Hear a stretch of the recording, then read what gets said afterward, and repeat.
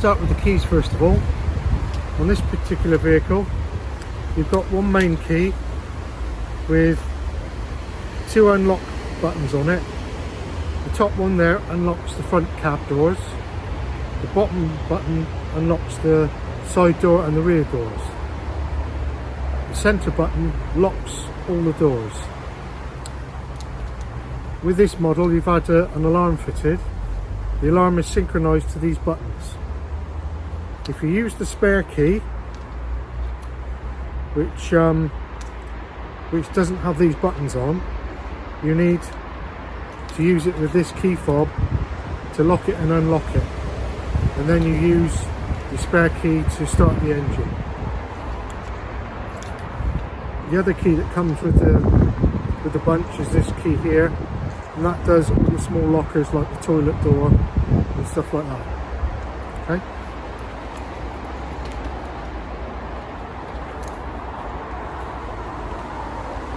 First thing we come to is the Lpg filler, which just opens like that. You go to your filling station, engage the filler and press fill, and it will stop filling when the tank is full.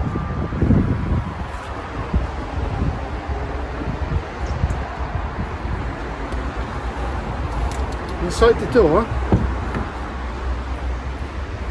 you have a gauge which is for your gas tank. When the engine's running, and only when the engine's running, these LEDs will go up and indicate how much gas you have in your gas tank.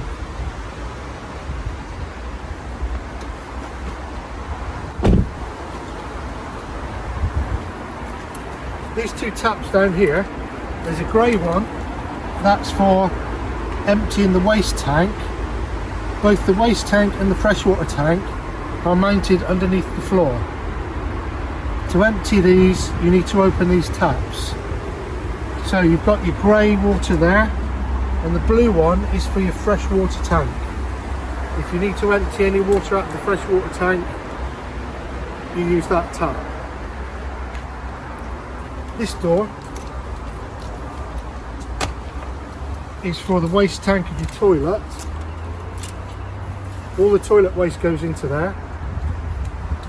So you operate this catch here, pull the tank out,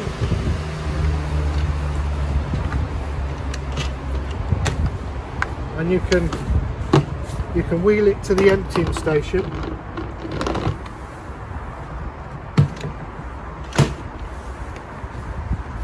To empty this tank, move the nozzle, take the cap off, point it at the emptying point, and press this button in here. This will release the vacuum and all the waste will come rushing out of that nozzle. When it's empty, put the cap back on, reposition it, and then it can be put back in. Also, if you need to put, you're going to need to put chemical in here. So just release this cap, open the flap, and you can put your chemical in there, or you can swill it out and clean it. Before you put it back into the locator, close that, just put that back there,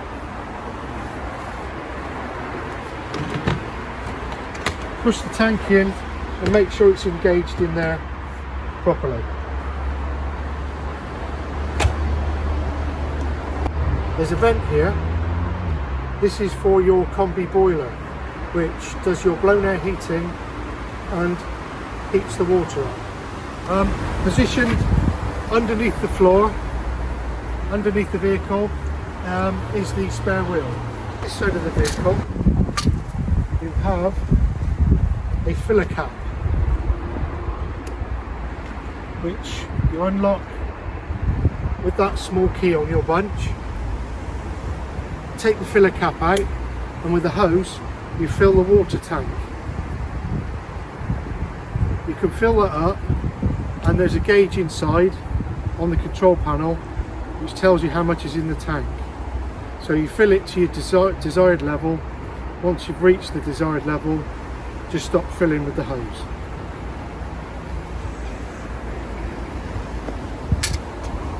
Mounted up there is a rollout blind. Make sure this door is closed before you wind that out. And you wind it out using this handle. Engage the handle and wind out.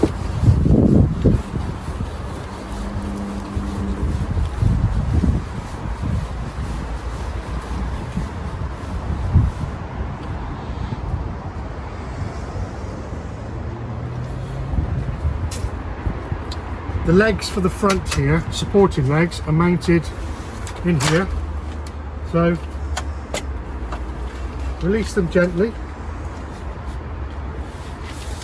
We have a nut there for tightening up. So basically, when you've got it wound out to the desired length, you can alter the height of the front using both the legs and lock them in position like that.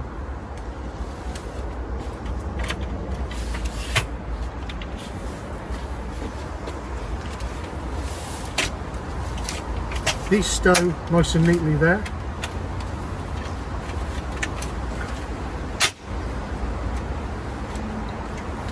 Okay, make sure these are stowed in correctly before you wind it back in, and then just wind it back in.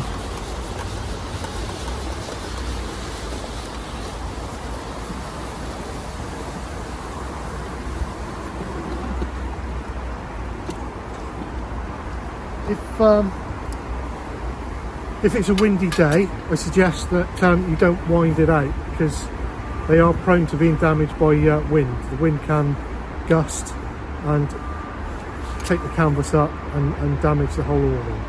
So just be mindful of windy conditions. This is the where you put the fuel, the diesel. Use your ignition key to unlock this cap. Fill the diesel from there. You need to occasionally fill this with AdBlue, which will indicate on the dashboard when it needs to be filled.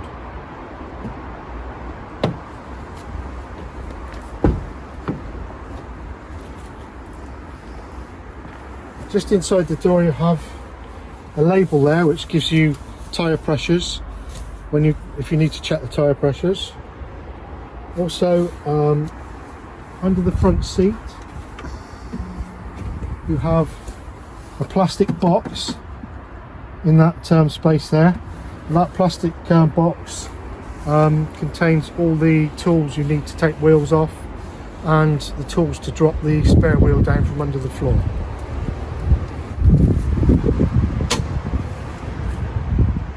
This is the bonnet pull. Just pop that and that opens the bonnet.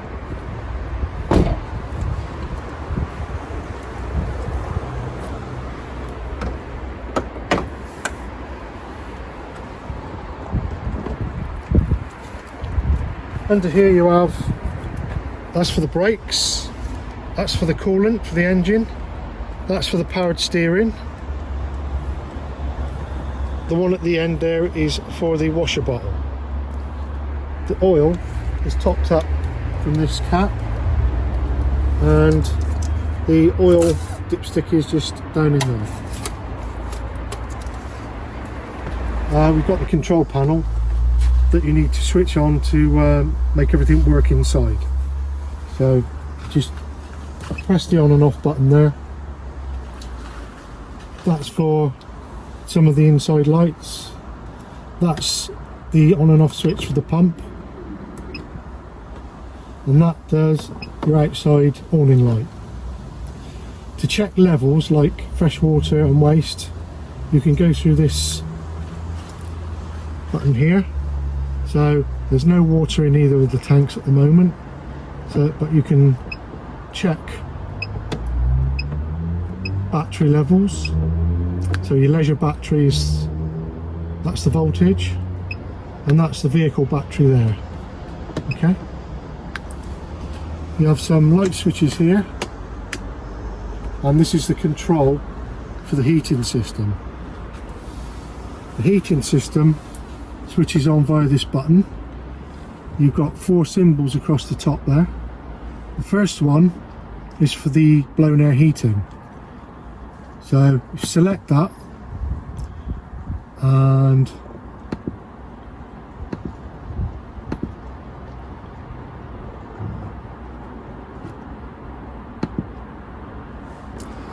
this is the controls for the heater, for the combi boiler, which controls your blown air heating and your hot water. Switch it on via this button here. Okay. The first symbol you come to is for the heating. Tap on there. It says heater.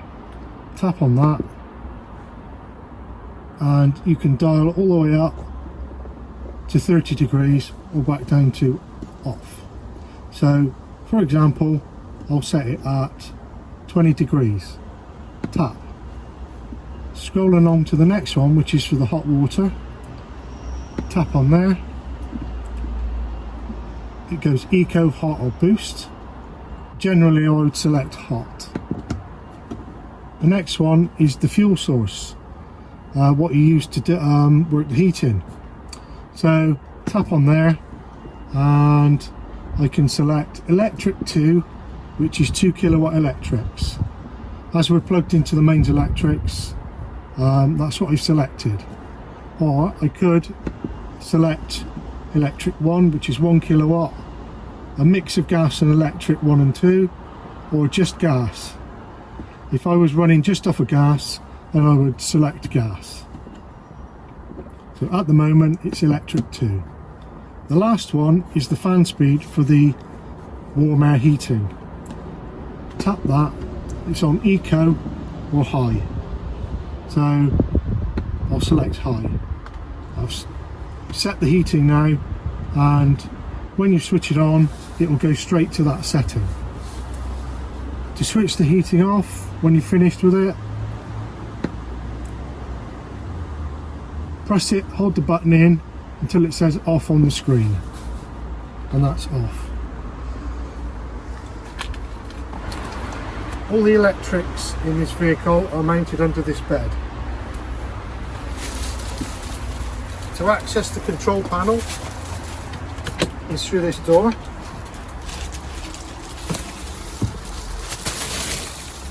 So you have 12 volt fuses there. Mains electrics fuses are all there. These buttons control the charger and the heating system.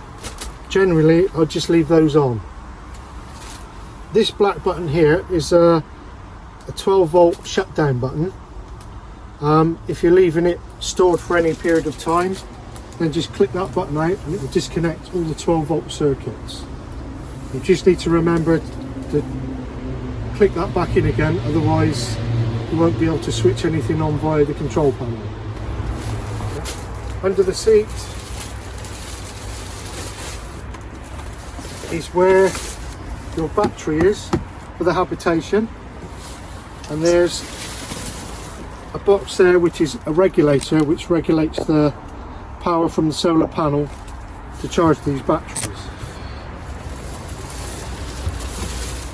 To winterize the water system inside the vehicle, which consists of the pipes, the water heater and the taps, you need to flip this tap into the up position and open all the taps, and the water will drain out to protect all the pipe work from frost. When you need to fill it up again, click that back down, and then you can switch your pump on the control panel, and it will pump the water up through the taps and the heater. The fridge in this model has got manual controls. The first control here selects power to run the fridge from. So you would select that for mains electrics. That one, which has got a little battery symbol, will only run when the engine is running on the vehicle. That's 12 volt. The bottom one is gas. This adjusts the temperature of the fridge. These controls here are for the gas side only. So when you've got gas selected, you need to keep that pressed in and press that igniter button in until this little red line here, there's a little red line there, until the little red line goes up into the green. That means you know that the burner is lit on the gas. So you hold this button in here while that's in the green. Once it's in the green, you can release it, and when it stays in the green, you know it's stayed alight. When you select another setting like 12 volt or mains electrics, it will automatically disconnect that from the gas. Okay, I don't think I've been able to go through exactly everything on the vehicle. For reference, there's a handbook with the vehicle, so if you need to familiarise yourself with any of the aspects, please consult that. If you're still unsure, then give our after sales a call, and we'll do our best to go through it with you on the phone. Thank you.